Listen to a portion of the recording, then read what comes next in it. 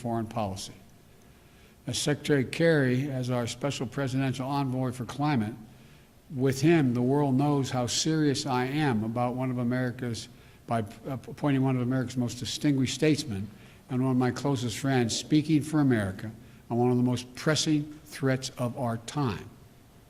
John was instrumental in negotiating the Paris Climate Agreement that we rejoined, this administration rejoined on day one, as I promised.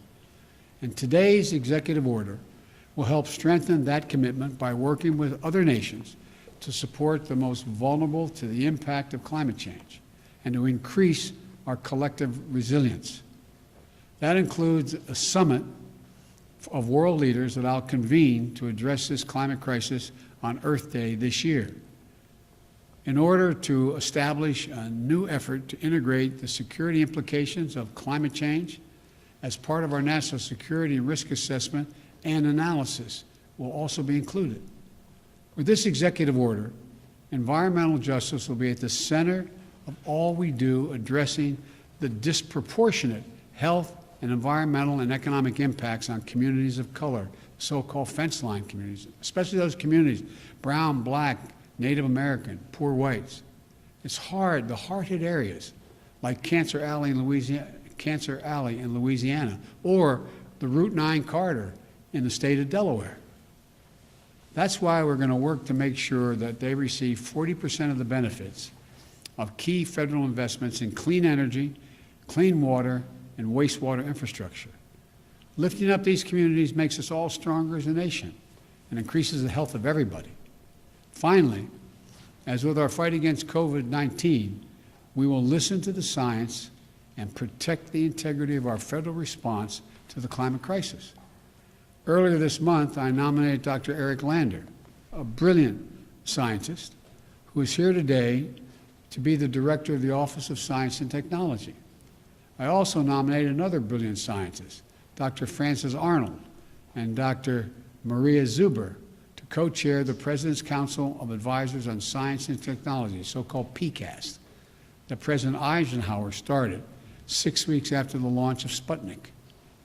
It's a team of America's top scientists charged with asking the most American of questions: what next? What's the next big breakthrough? And then helping us make the impossible possible.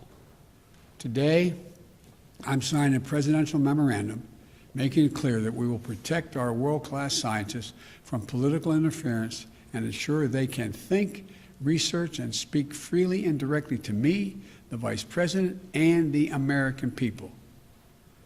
To summarize this executive order, it's about jobs, good-paying union jobs. It's about workers, building our economy back better than before. It's a whole-of-government approach. Put climate change at the center of our domestic, national security, and foreign policy. It's advancing conservation, revitalizing communities in cities and on the farmlands, and securing environmental justice. Our plans are ambitious, but we are America. We're bold. We're unwavering in the pursuit of jobs and innovation, science and discovery. We can do this. We must do this, and we will do this.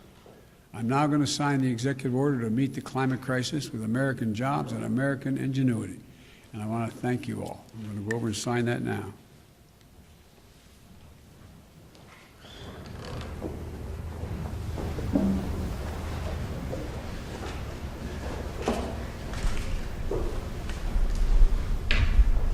Use the right pen, sir.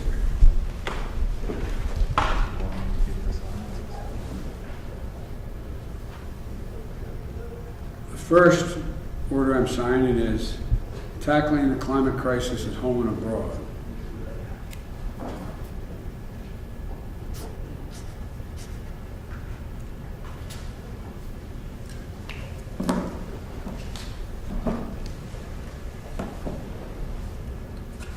This next one, restoring trust in government through science and integrity and evidence-based policymaking.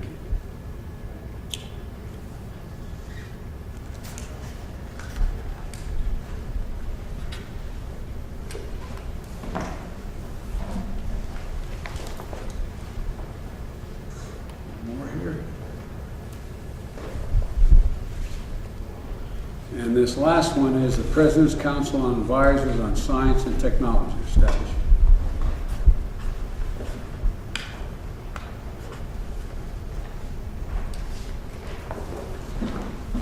I thank you all for your time. Sir, what sacrifices are you asking Americans to make? Thank you. Mr. President, will you just tell you guys the emergency on climate change, you guys? Sir, after the Republican vote, do you still support the impeachment trial, sir? Still support the impeachment trial, sir? Thank you, sir.